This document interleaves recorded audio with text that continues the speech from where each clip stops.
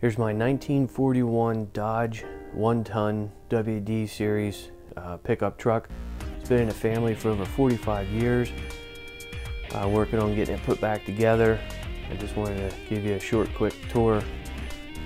It was painted with lacquer paint, starting to rust. Windshield frame and windshield's completely missing. I need to find hood props and the front hood hinge. I have the chrome grille. Wiring harness needs to be completely replaced.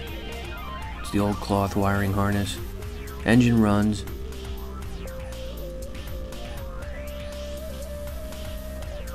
I don't have any of the interior. You can see the wiring harness. Left front door. Window regulators missing. All the fasteners are missing. Upholstery's there. Floor's in good condition. Running boards have a lot of rust. The supports are rusted through. I need to find more supports. Fuel tank's got a big dent. Overall, it's really not that bad a condition.